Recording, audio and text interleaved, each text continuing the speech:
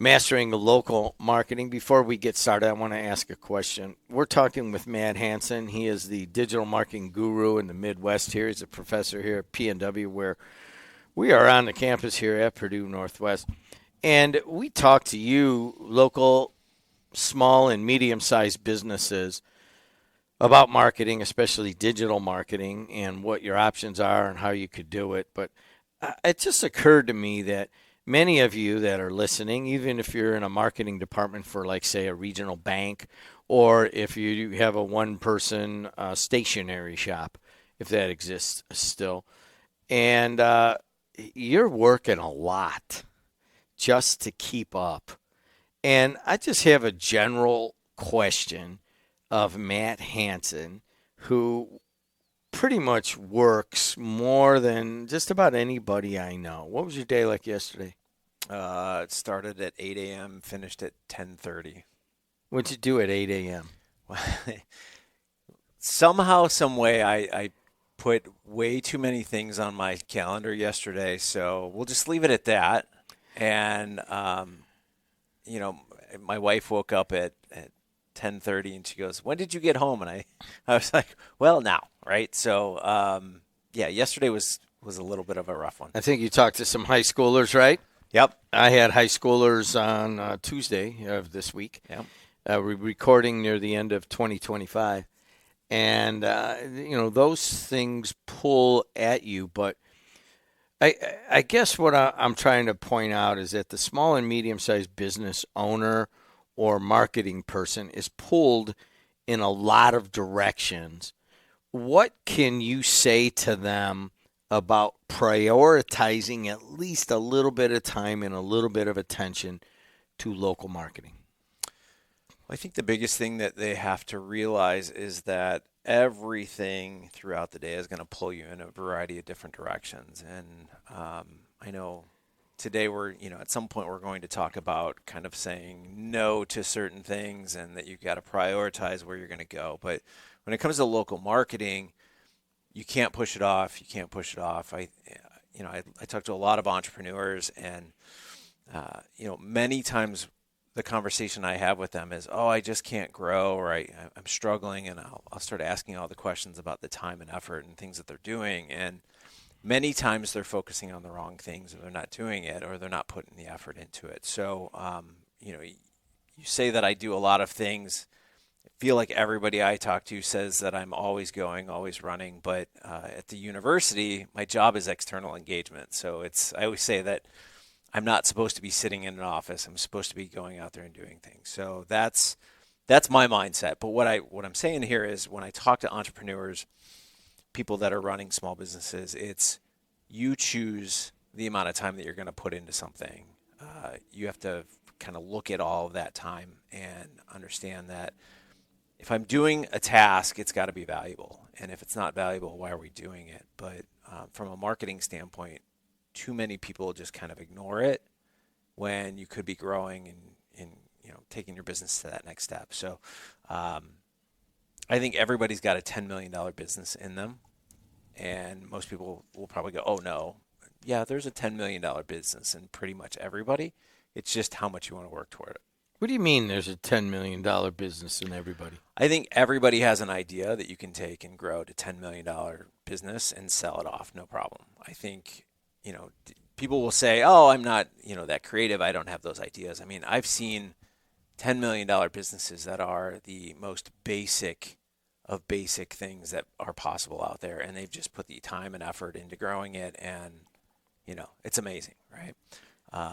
Looking at a couple of them right now, I'm not going to share them on air, but looking at a couple different ideas right now that I've got other people that we're working on advising, but just simple, absolutely simple ideas that you can just generate.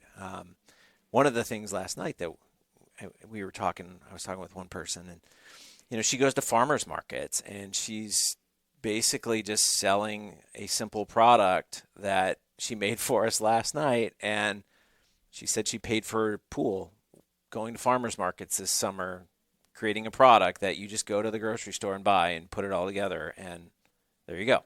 So to say that you don't have the opportunity to kind of do a side hustle or, a real business or anything like that that can generate real money.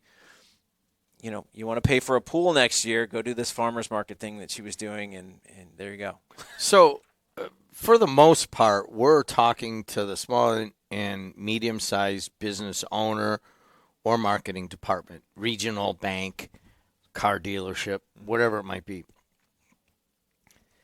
But you're talking a different type of business, a scalable, innovative business. Is there a distinct line? No, you're limited by how much you want to do, right? So if I'm a marketing agency, or if I'm selling a certain product in a regional location, right? So you've come up with something. I mean, I'm working with a bunch of different businesses right now, but let's say that you come up with something that is a consumer product. It's a new idea that you've developed, and you've got a prototype in your building, and maybe you get, let's call it 10,000 units that you've got in your garage. MVPs. Right? So what typically happens is most people will sit and go, all right, how do I sell these? How do I sell these out of my garage, out of my trunk? How do I sell them to local customers? And every time I sit down with them, I'm like, why are you limiting yourself to local customers? Right? Like, you've got an entire internet that allows you access to everybody. Now, I get it that you might not want to ship across countries and things like that, but like, there are 48 states that are all connected here that you can ship to relatively easy, and you're limiting yourself to 1 or 2 counties in one of those states. Like, why are you doing that? Like, test it, throw it out there, right? So I've talked with some seasonal type products recently, and they're just like, well, we sell it here and we sell it there in these, local stores and all this. And I'm going, that's great. Seasonal product during the summer. I said, but it's still warm in the South. Why aren't you selling down there right now? And you kind of get that confused look. And I build a website, build an e-com, right? Like, start some ads, start targeting those people, and start selling now. I mean, it's 40 degrees where we're at right now, but it may be 70, 80 degrees down in Florida right now. Sell to Florida, because that's what's going on right now. So again, how much time do you want to put into something? How much effort you want to put into it? But I don't know. That's just me. Well, I mean, I think that if people follow us in here to episode 89, they're certainly following you about the marketing and the various techniques. I mean, I've gotten basically so much out of this. I can't tell you, I mean, this is an education and has changed my companies over. And I'm like, man, we need to do this. We need to do that. But on the flip side, I think what I've learned more, and I would like other people to, you can comment. You can just email me personally at Jed. Well, I'm not giving that one out. Jed at wjob1230.com. And just, say, hey, man, I think you're right about this or you're right about that. But the thing, more than anything else in terms of time and time management, you've taught, hey, we need to do this, or we need to email that, or we're going to do this on your website, or all of those proactive things. But the biggest part is I have learned what not to do and how to narrow down to just a couple of things. And I just wonder if there are small to medium-sized business owners and marketing departments that could benefit from that. Like, how do you winnow down to something that's important? You bring up a zillion ideas for us, but how do we know where we need to go with our time and our resources? I think you just need to look at what you're good at. So whether it's your business here, you're good at developing content, you're good at really understanding the core market and things that are happening. If you own a small business, you obviously understand your customers, their needs, those types of things. But there are some people that are really good at social media. Okay, great. I love those types of people. That's you. I don't believe that I'm great at social media. I'm going to be honest. I understand it. I don't enjoy doing it, right? Like, I'm not a social media owned kind of person. I would rather pay to put my message out there in front of people and know that I'm getting it out there. Lazy. Yeah, exactly. I'm, again, the people that work with me know that if I want to do something, I want to do it now. I don't want to wait. So I'm an only child, so maybe that's probably why. The fact that I want it now, I don't want to wait for it. But that's just, I'm better in the paid placement of getting a message out and moving that forward. Some people are really good at email, right? Some people are really good at websites and building content. Some people are really great at building landing pages. Some people are good at negotiations, right? So some people don't want to talk to people. Let's be honest, right? They're introverted. I always say I'm the extroverted introvert, right? So if you could put me in a room and I don't have to talk to people, I'll do that. But my job is external engagement. It's what I do. So I have to go out there and have conversations, and that's fine. I'm gonna follow with this. Do you mind? That's fine. Okay. I don't know where we're going today, but we have a complete outline, so we'll just push you back one episode. Okay. So I'm just going to tell you the things that have come out of this podcast that have affected my sports network, which is increasingly not becoming my sports network, but kind of a group project, and my audio radio company. And our producer right now is Adriana Alvarez. And believe it or not, I don't know how this happened, but a 21-year-old is basically running it. We just kind of stumbled into some major talent there. But there's something that Sam Michael, the head of the sports streaming company, quoted to me yesterday. And then I realized that what you sell, what you promote, is making a difference. And we had a long discussion about a project that I want to do and he doesn't want to do. You probably know what it is. And he turns to me. He goes, I'm like, well, why not? Blah, why can't we do this? Blah, blah, blah. He goes, because here's why. Because I listen to your podcast. And Matt Hanson says, only do what excites you. Okay. And I was like, I had no argument for that. I'm like, if this project does not excite you, I'm okay with that. We are done talking about it. But it was grabbing that concept out of this podcast that affected the direction that we're going to go. Mm-hmm. That concept of only do what excites you, it's kind of hard when you're running a business and you got to do the accounting and you got to do the HR and you got to make it, you got to clean up and all that stuff.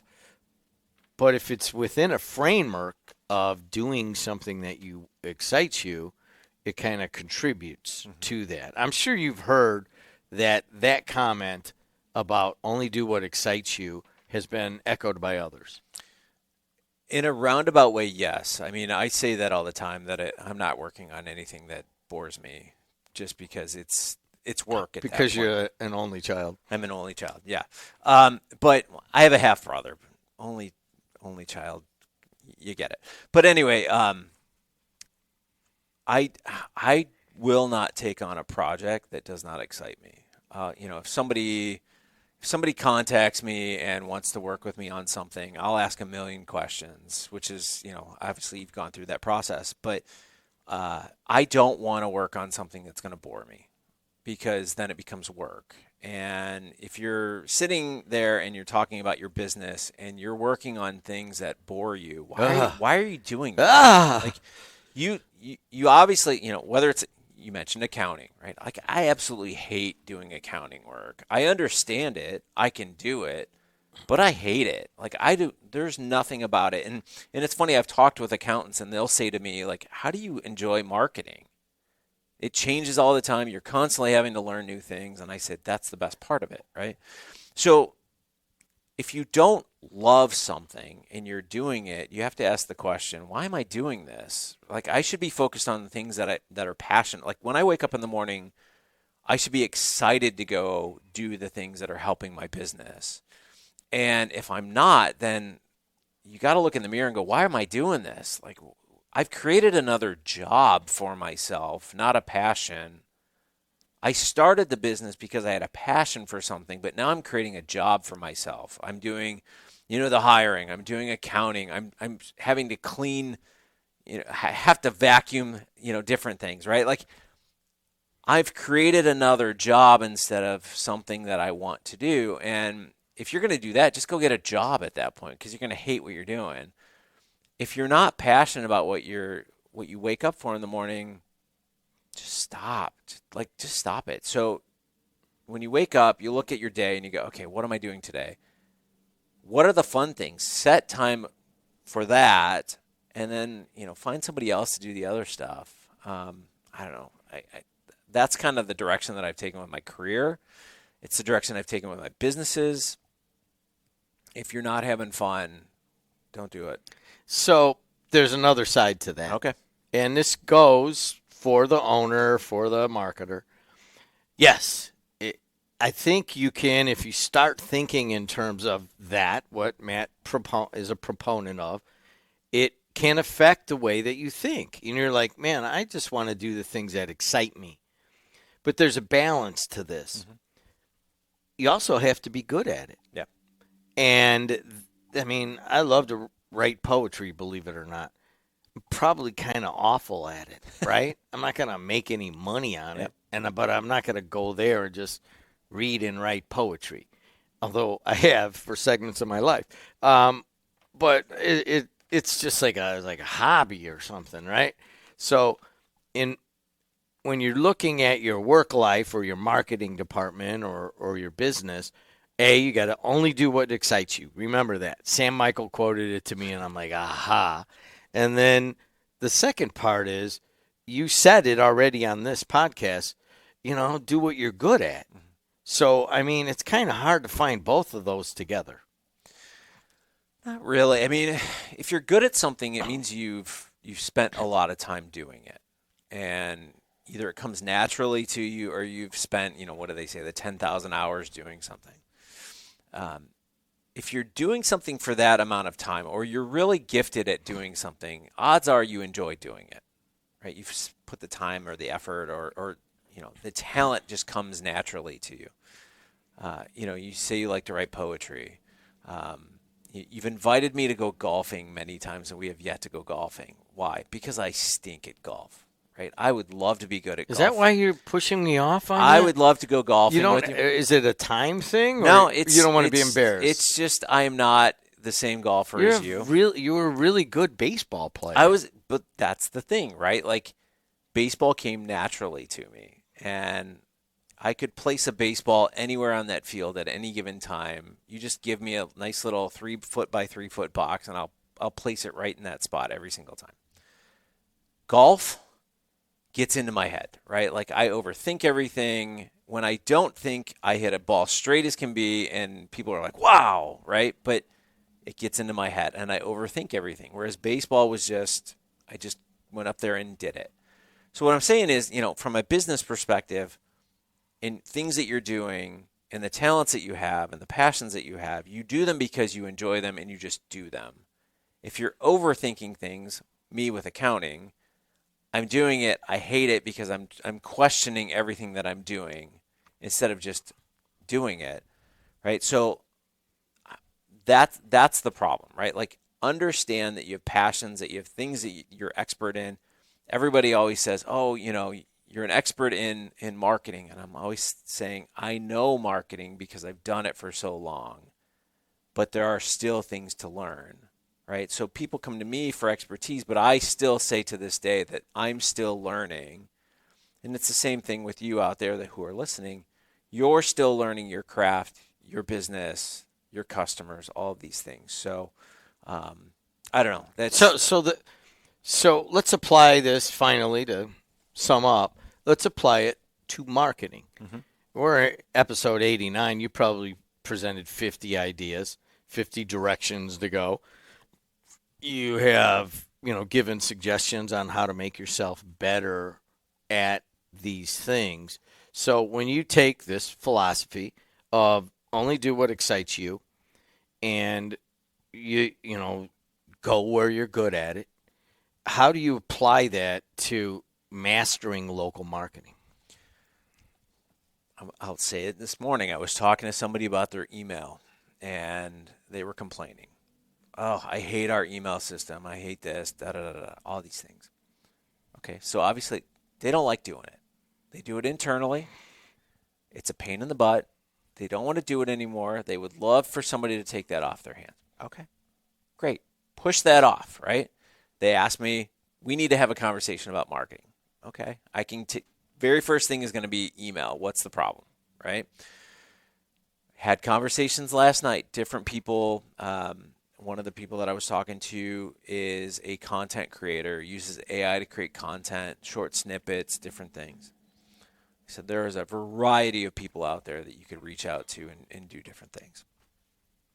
I'm not good at creating video content, right? Like I joke that, perfect example last night. They wanted to take pictures of everyone that was finishing up this incubator program. And I joked, they handed me the phone to take the picture, and I'm like, oh no. And they started laughing, like, what's the problem? I go, well, my wife will tell you I'm the worst picture taker in the world. So I'm going to try and do this, but you might want to guide me. And they looked at me and they went, how can you be a horrible picture taker being in marketing? I said, well, I don't take the pictures when we're doing projects. I have people that will take the pictures for me and provide that to me, right? So knowing your limitations is one thing, but I'm not good at certain things. I'm not going to go take photos for a marketing project. If I'm bad at doing email, I'm not going to take that on. If I'm bad at speaking, I'm not going to start a podcast. I may be bad at speaking, who knows? But if I'm an introvert, I'm not going to do daily video snippets on social, right? There are all these things that you have to realize. There are people that are great at certain things, and there are people that aren't great at certain things. So know what you're good at, utilize that, but the things that you're bad at, figure out an alternative way to do it.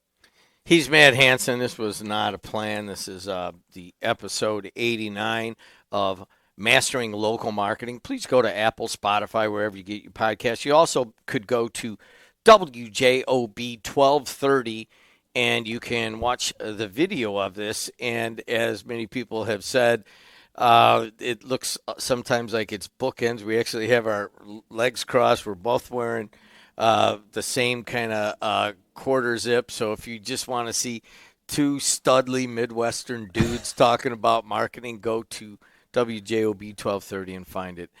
Matt, thanks a lot. Sounds good. Adriana Alvarez, the head of the WJOB Podcast Network and our producer right now, thank you. And until next time, thank you, and we'll see you later.